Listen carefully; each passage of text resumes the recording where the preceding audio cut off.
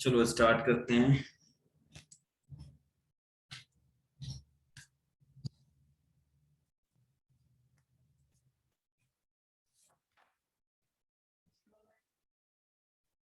कहां तक हो गया था विवेक, कुछ याद है क्या?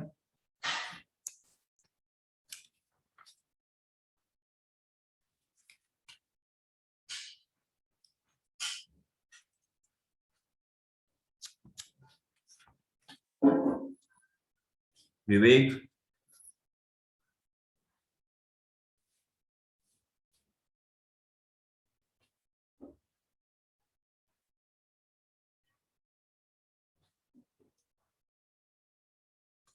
हाँ बताओ कहां तक हुआ था? कि काफी दिन हो गए, काफी दिनों से क्लास नहीं हुई थी तो।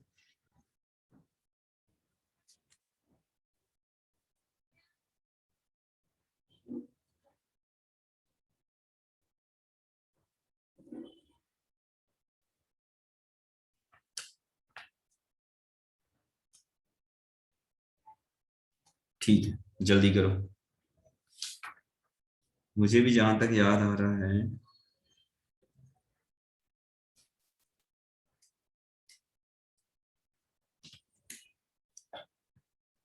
हमने ये वाले फॉर्मूले देख लिए थे जहां तक मुझे याद आ रहा है, कि NC0 का होल स्क्वायर प्लस NC1 का होल स्क्वायर NC2 का होल स्क्वायर से लेके NCN का होल स्क्वायर, ये तुम्हारा आया था 2NCN।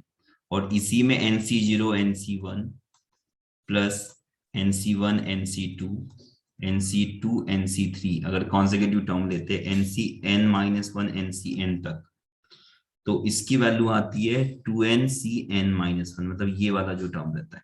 और अगर तुम NC0 NCR, ये जनरलाइज कर दिया हमने इसको, और NC1 NCR+1 NC2 NCR+2 से लेके NCN, तो दूसरा आएगा NCN-R, क्योंकि इन दोनों में डिफरेंस कितना है, R का। तो यहाँ पे आता है 2NC, यही वाला टर्म N-R, है ना। तो ये हमने एक फॉर्मूला ही बना दिया था इसको, ठीक है, इसको एक फॉर्मूला बना दिया था इस तरीके से, ठीक है। तो इतना मेरे हिसाब से पढ़ लिया था हमने, है ना। तुमने व्हाट्सअप किया है, देख लेते हैं।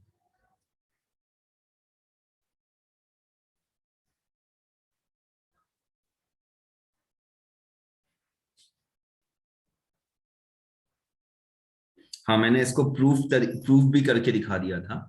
ठीक है, चलो तो हम आगे बढ़ते हैं। ठीक है, अब देखते हैं फ्रॉम फ्रॉम लास्ट, मतलब लास्ट से हम टर्म देखेंगे। मतलब ऐसा सोच लो, pth term from from and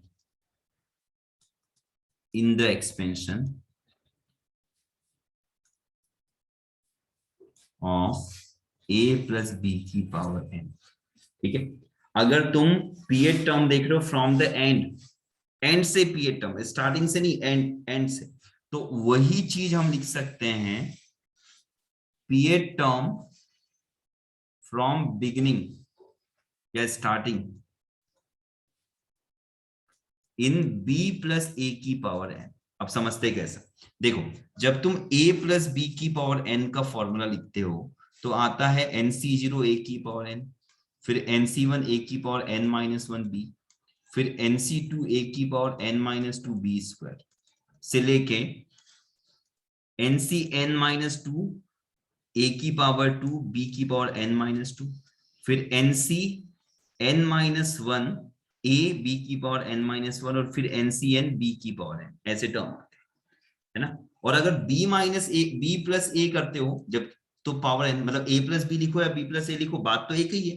तो ये आएगा NC0, एक ए की जगह पे आएगा b की पावर n, फिर NC1 b की पावर n माइनस वन ए, फिर NC2 b की power n minus two a की पावर टू, ऐसे टर्म जाएंगे।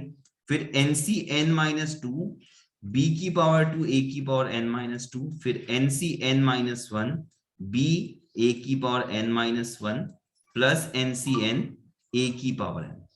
ठीक है, तो हुआ क्या, जो यहां से स्टार्टिंग से जो टर्म देखो, अब समझना बात को।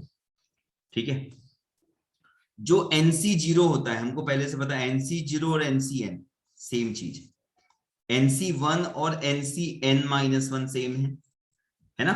NCr लिखो या NCn माइनस आर लिखो, सेम चीज। तो जैसे मैं इधर से बोलता हूं, इधर से सेकंड टर्म, इधर का सेकंड टर्म देखो, तो इस इधर का सेकंड टर्म ये है ना। a प्लस बी में सेकेंड टर्म है NCn minus one A B की पावर n माइनस वन, और इधर से स्टार्टिंग का सेकेंड टर्म देखते हो b प्लस ए का, तो ये है NC1 b की पावर n माइनस वन ए की पावर वन। तो कंपेयर करके देखो, यहां भी a की पावर वन है, यहां पे भी a की पावर वन है, यहाँ b की पावर n माइनस वन है, यहाँ भी b की पावर माइनस वन है, और NCn माइनस वन या NC1 सेम टर्म है ना। NC1 और NCn minus one same term है। तो जो तुम पीएड टर्म देखोगे, कोई भी के टर्म पीएड टर्म लिख दो, है ना। वैसे हम के टर्म लिखते हैं, तो के टर्म अगर देखते हो, के टर्म फ्रॉम एंड, इसके एक्सपेंशन में, तो इसको उल्टा कर दो, तो के टर्म फ्रॉम स्टार्टिंग देखो। और हमको आर एड टर्म तो निकालते हैं ना, T R plus one term आता है ना, निकालते हैं। अगर x प्लस ए की पावर n वाला एक्सपेंशन है, तो एन सी आर ए की x की पावर n माइनस आर और a की पावर r, ये हमारा टर्म आ जाता है। एनसीआर एक्स की पावर n माइनस आर और a की पावर r, है ना, इस तरीके से।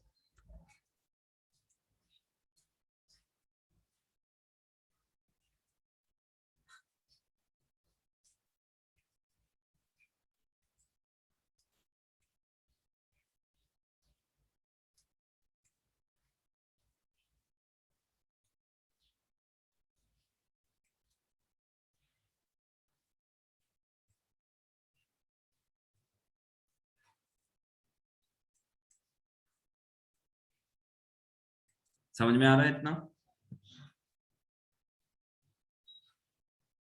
है ना, कोई दिक्कत नहीं है। चलो एक क्वेश्चन करते हैं, थोड़ा और क्लियर हो जाएगा। नोट कर लो इसको जल्दी से।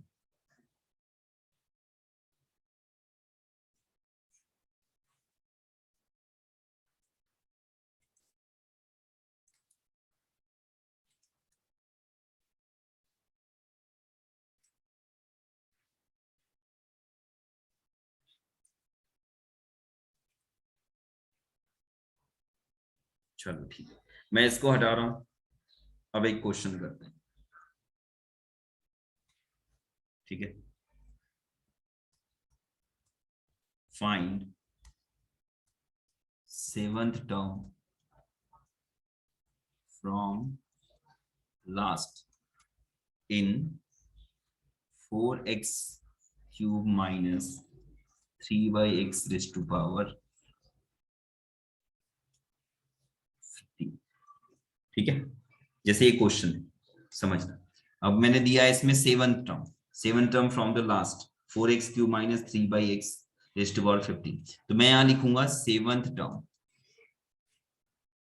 फ्रॉम लास्ट, है ना, इन 4x क्यूब माइनस 3x की पावर 15। तो वही इक्वल टू आएगा सेवन टर्म फ्रॉम बिगिनिंग बोल सकते हो या स्टार्टिंग बोल सकते हो, है ना, बिगिनिंग स्टार्टिंग कुछ भी, फ्रॉम स्टार्टिंग, ठीक है, in 3x minus 4x cube raise to power 15। अब ये कितना आएगा, सेवन टर्म आ गया, सेवन टर्म हो गया ना, T7, इसका मतलब हो गया T7 की बात कर रहा है, इक्वल टू क्या आ गया T7। स्टार्टिंग का जो टर्म होता है उसको हम टी लिखते हैं, टी आर प्लस वन, मतलब आर प्लस वन टर्म। तो इसकी वैल्यू आएगी, इसको लिख सकते हो T6+1। तो इस हिसाब से हमारा टी आर प्लस वन का फॉर्मूला क्या होता है, ये होता है, अगर x प्लस ए की पावर n वाला फॉर्मूला हो तो ये होता है NCR, x की पावर n माइनस आर और a की पावर r, यही हमारा r प्लस वन टर्म होता है ना, x की पावर n माइनस आर और a की पावर r, है ना, NCR x की पावर n माइनस आर और a की पावर r। तो यहाँ पे क्या आएगा, n मतलब 15 है, 15 सी, r की वैल्यू कितनी 6, ठीक है, फिर x की पावर मतलब पहला वाला टर्म कितना है 3/x, तो 3/x की पावर आएगा 15 माइनस 6, और a कितना, a की पावर r मतलब a की पावर 6 कितना आएगा -4x क्यूब इसकी पावर 6। तो ये आ गया 15c6, ये एग्जाम्पल के लिए है, 3/x की पावर 15 माइनस 6 कितना हो गया 9, और माइनस ये पावर इवन है तो ये हम 4x क्यूब भी लिख सकते हैं पावर 6। इसको सॉल्व कर लेंगे, मतलब सॉल्व, अभी ये क्वेश्चन तो मैंने अपने मन से ही ऐसे एग्जांपल दे दिया है, तो इसको इतना भी रखे तो चलता है, या फिर इसके कोफिशिएंट को अलग अलग कर सकते हैं। कैसे कर सकते हैं, C6, 3 की पावर 9 अलग कर सकते हो, 4 की पावर 6 अलग कर सकते हो, क्योंकि है ना, और यह x की पावर 9 बनेगा, और ये देखो x की पावर 9 अपॉन में बनेगा, और x की पावर 18 ऊपर बनेगा, तो कुल मिला के नीचे वाले 9 से ऊपर वाला 18 कैंसिल करोगे तो x की पावर 9 बच जाएगा, है ना, इतना काफी, 3 की पावर 9, 4 की पावर 6 और x की पावर 9, है ना। अब ये इतने से बड़े टर्म को सॉल्व करने में बहुत ज्यादा टाइम लगेगा, 4 की पावर 6 मतलब 2 की पावर 12, है ना, 4096 कुछ ऐसे आ जाएगा। 3 की पावर 9 बहुत बड़ा है, इतना निकालने की जरूरत नहीं है, 15 से 6 भी निकालने की जरूरत नहीं है ना, तो इसको ऐसे ही रख सकते हैं, छोटे मोटे होंगे तो हम उसका आंसर निकाल सकते हैं। पर कुल मिला के क्वेश्चन समझ में आया, हमको निकालना था सेवन टर्म फ्रॉम लास्ट से इस वाले टर्म में, तो हमने इसको उल्टा करके सेवन टर्म फ्रॉम स्टार्टिंग कर दिया, मतलब T7 निकाल दिया, T7 मतलब T7 6+1, TR+1 का जो फॉर्मूला होता है, नोट करो इसको। एक और क्वेश्चन देता हूं, दूसरा, अब इसको तुम ट्राई करना, find ninth and 27th term from last in the expansion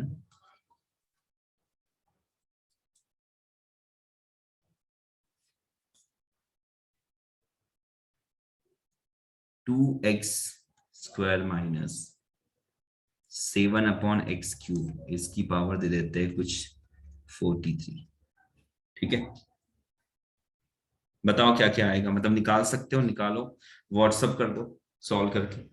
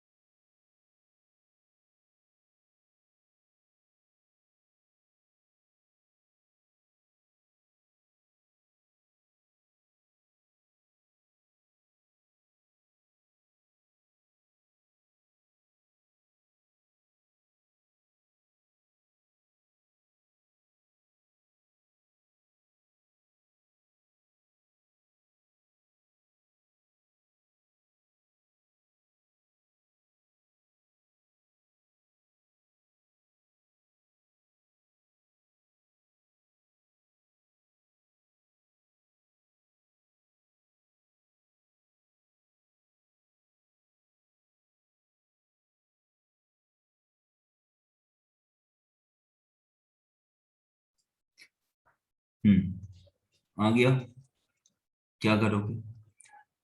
9 term from last बोला है तो हम सीधे टी इसका उल्टा करके हम T9 निकालेंगे और T27 निकालेंगे, है ना। तो हम शॉर्टकट में डायरेक्ट करना चाहेंगे तो हम इसको लिखेंगे 7/x³ पहले इसको लिख दो 7/x³ माइनस 2x² की पावर, पावर तो सेम रहता है। तो अब हम निकालेंगे T9 मतलब T8+1, इसका मतलब क्या आएगा, n मतलब 43C 8 हो जाएगा। पहला वाला जो टर्म है, पहले वाले टर्म की पावर 43 माइनस 8 और दूसरा वाला जो है उसकी पावर 8, सॉल्व हो जाएगा, कर सकते हैं। और T27 निकालोगे तो इसको लिखोगे 226+1 तो 43C26 7/x³ की पावर 43 माइनस 26 और माइनस 2x² की पावर 26, है ना, इस तरीके से।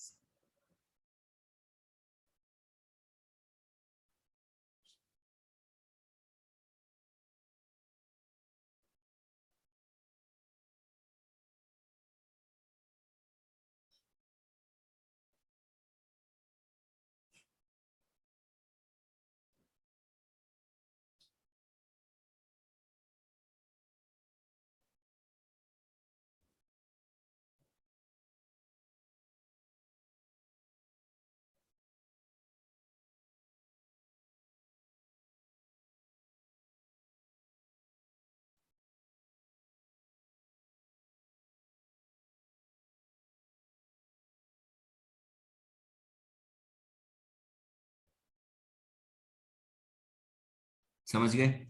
अब आगे बढ़ते हैं, है ना, ठीक है, हटा दो इसको, बोलो।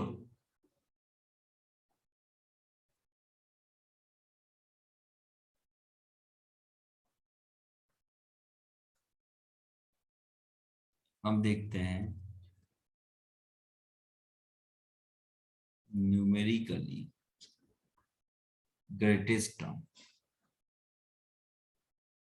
Greater term, numerically greatest term, ठीक है। इसको तुम NGT भी बोल सकते हो शॉर्ट में, क्योंकि इतना बड़ा कौन लिखता रहेगा, ठीक है। तो क्वेश्चन कैसे आते हैं, मैक्सिमम जो क्वेश्चन आएंगे वो ऐसे आएंगे, द NGT मतलब numerically greatest term in 1+x की power n at x equal to k पर, मतलब x की कोई एक पर्टिकुलर वैल्यू पे वो पूछेगा, ठीक है।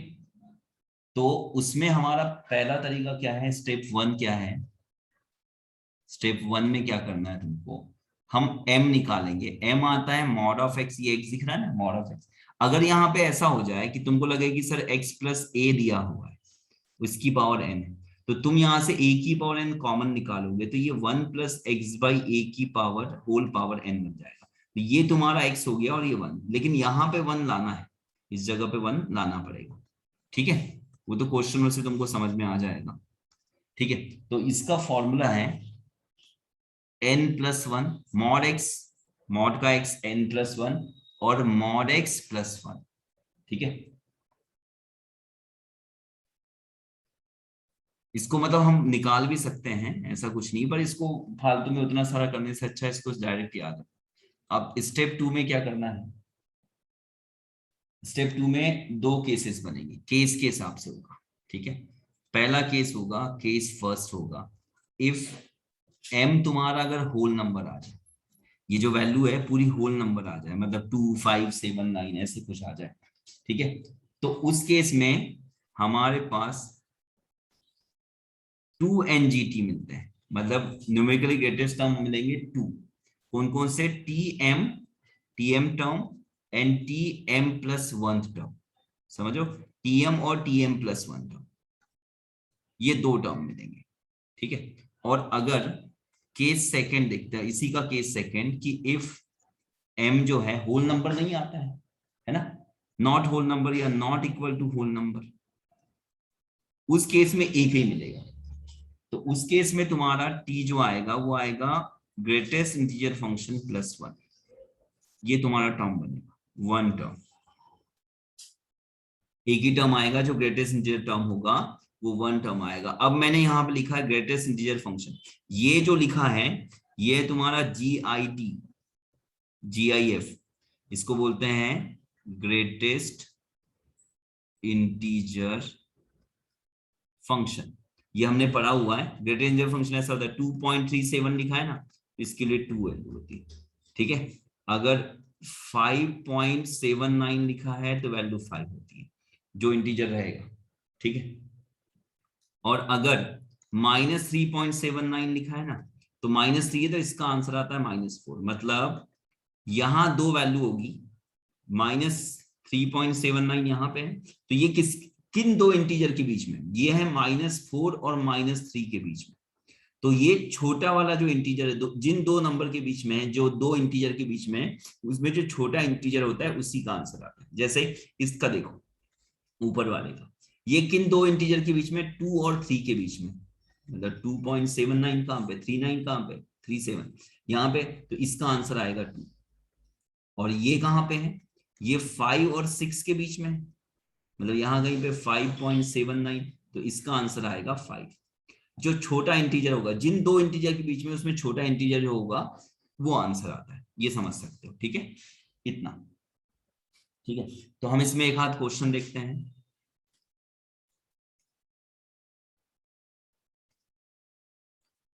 Find NGT of 1 plus x raised to power n at x equal to -2/3।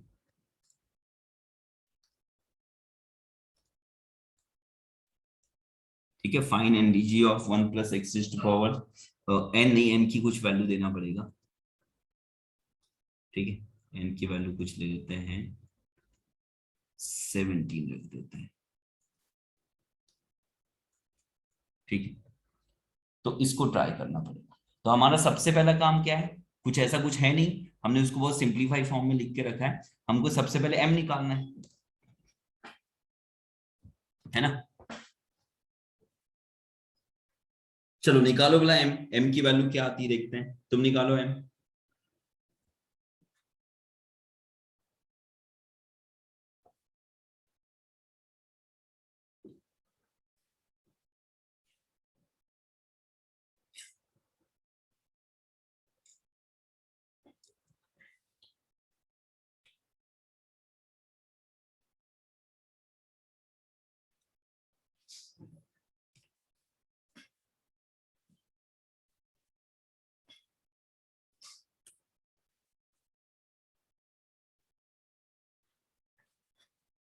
Find NTG of 1 plus x power 17। सबसे पहला काम है m निकालने का। तो m है तुम्हारा mod x, फिर n+1 कर दो, और mod x+1।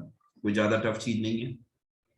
क्या क्या आएगा, मॉड की जगह पे -2/3, -2/3 का मॉड, n है 17+1 18 हो गया, और यहाँ पे 2/3+1 मॉड लगाओगे तो 2/3 आ जाएगा। तो m की वैल्यू कितनी आई, 2/3, और ये हो गया 18, समझ रहे हो, मल्टीप्लाई है तो ये 6 हो जाएगा, वो भी समझना। और ये हो जाएगा 5/3, तो 3 ऊपर चल जाएगा उसका, अपॉन 5 बचेगा, ऊपर कितना है 12, तो 12 इंटू 3, मतलब 36/5। कितना आया, 36/5। तो 36/5 कितना आएगा, हम्म हम्म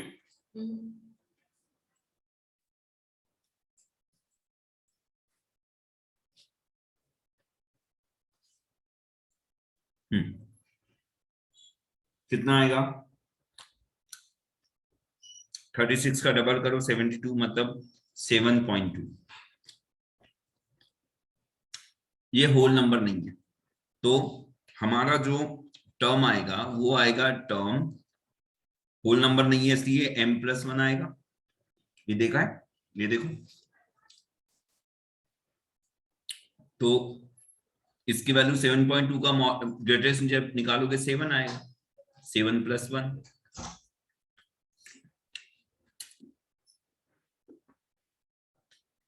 तो क्या आएगा, 17C7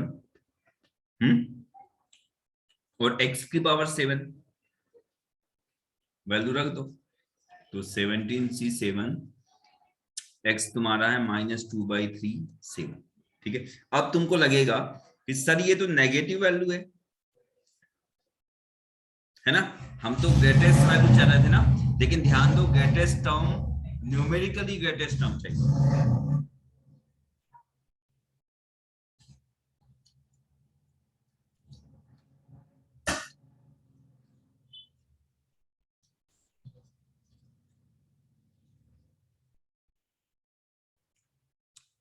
जैसे -27 और 9 में अगर बोलेंगे न्यूमेरिकली ग्रेटेस्ट वैल्यू किसकी, इन दोनों में, तो वो वैल्यू आएगी -27 की। रीजन क्या है, -27 का मॉड और 9 का मॉड, वैल्यू बड़ी किसकी आएगी, नेगेटिव पॉजिटिव से फर्क नहीं पड़ता है, उसका मैग्नीट्यूड किसका ज्यादा आएगा, जिसका मैग्नीट्यूड ज्यादा आएगा, जिसका मॉड ज्यादा आएगा वो ग्रेटेस्ट इंटीजर, मतलब ग्रेटेस्ट न्यूमेरिकली ग्रेटेस्ट टर्म है। समझ में आया। तो ये जो वैल्यू आएगी ये नेगेटिव आएगी लेकिन बड़ी वैल्यू आएगी। तो ये पूरे इस टर्म में अगर x की वैल्यू -2/3 रखेंगे तो इसके जितने भी 18 टर्म आएंगे, पूरे 18 टर्म आएंगे ना, क्योंकि यहाँ 17 है तो 17 + 1 आएगा, 18 टर्म आएंगे। तो 18 टर्म में तुम्हारा जो 8 नंबर का टर्म होगा जिसकी वैल्यू ये आने वाली, ये सबसे बड़ी वैल्यू आएगी। बात समझ में आ रही है।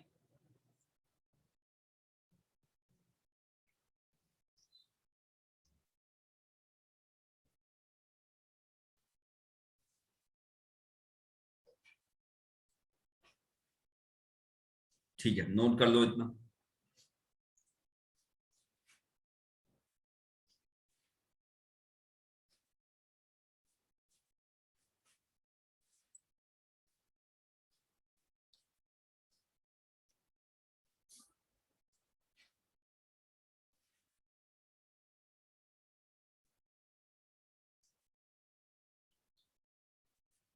तो जब वैल्यू होल नंबर के इक्वल ना हो, ये not equal to whole number है ना, होल नंबर आया क्या, डब्ल्यू आया क्या, मतलब इंटीजर, पॉजिटिव इंटीजर टाइप का कुछ नहीं है, 0 1 2 3 4 कुछ नहीं है, इसका मतलब इसमें एक ही टर्म आएगा, है ना।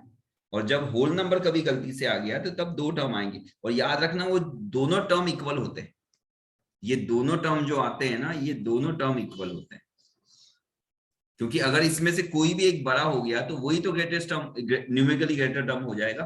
तो अगर ये दोनों ग्रेटर टर्म आ रहे हैं मतलब ये दोनों की वैल्यू इक्वल आएगी।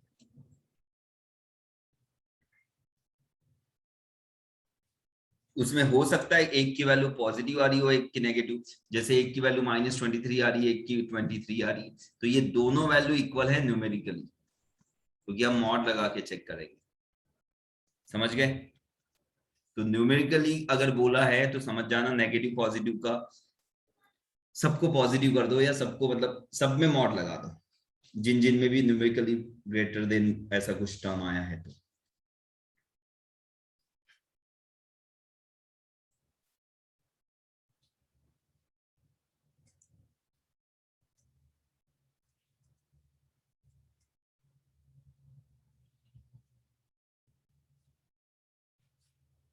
हटा दो इसको।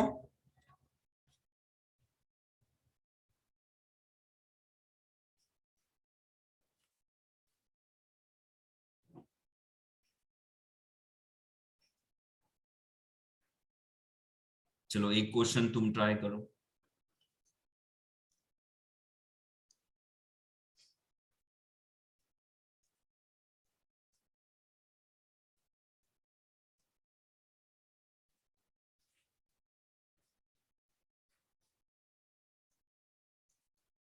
हम्म।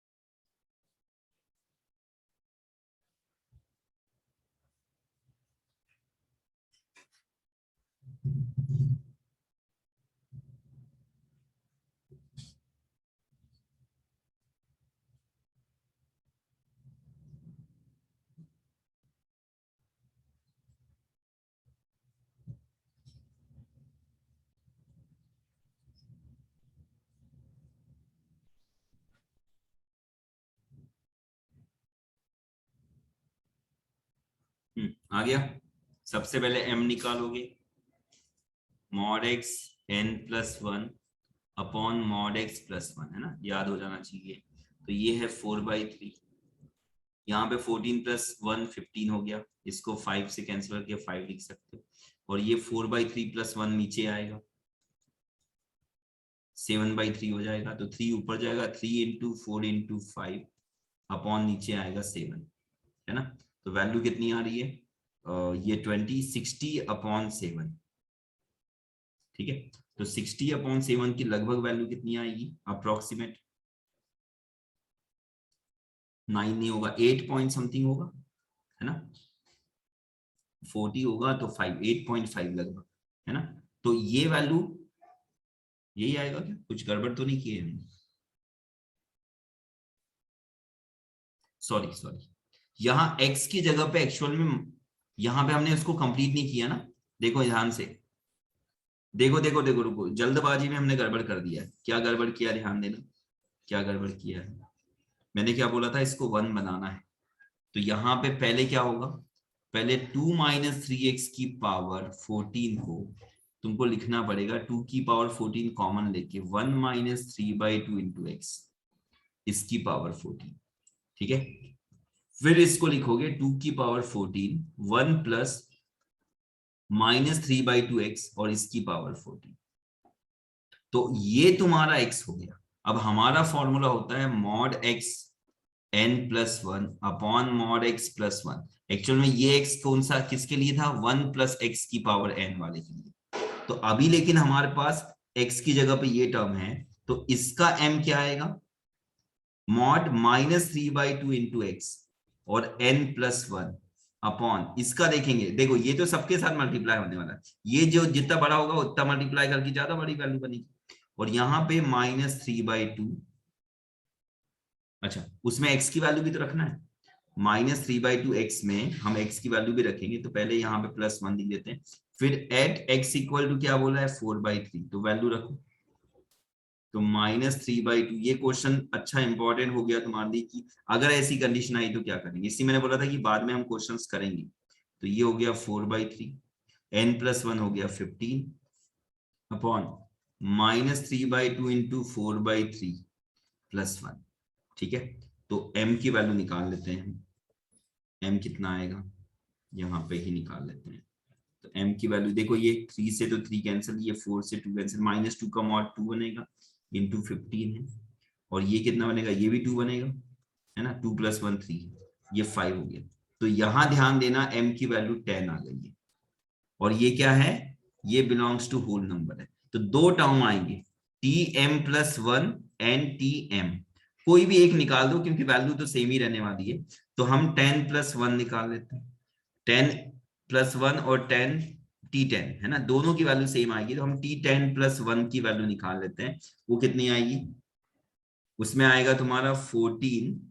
इसके हिसाब से देखो 2 की पावर n तो रहेगा ही सामने, उसको रहने दो, 2 की पावर 14 तो रहना ही रहना है। उसके बाद ये वाले टर्म का ही t14 10 11 निकालोगे तो वो आएगा 14c10, ठीक है, -3/2 x की पावर 10। और यहां पे क्या रखोगे वैल्यू, यहां पे वैल्यू रखोगे तुम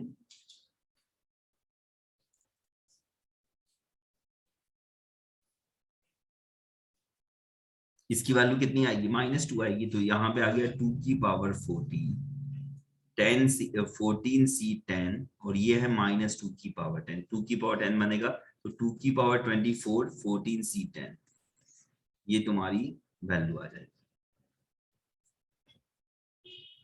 समझ गए। तो कभी कभी ऐसे क्वेश्चन भी आएंगे, मैंने पहले भी बता दिया था कि हमको कॉमन निकालना पड़ता है, हमने यहाँ कॉमन निकाला, ठीक है। आ रही बात समझ में।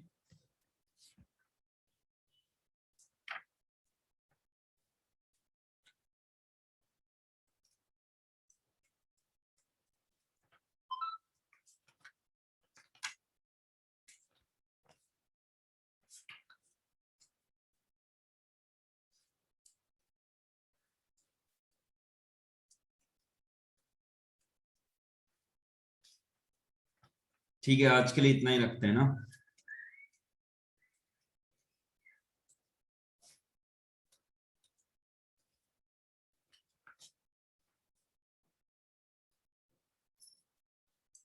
वो देखना पड़ेगा कि मतलब और बाकी बच्चे आ रहे हैं या नहीं आ रहे हैं, नहीं तो फिर सोचना पड़ेगा इस क्लास के लिए। चलो ठीक है, चलो बाय बाय।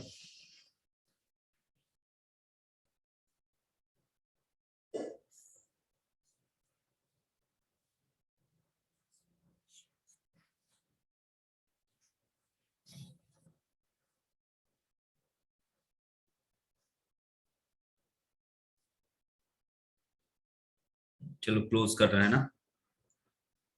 चलो बाय बाय।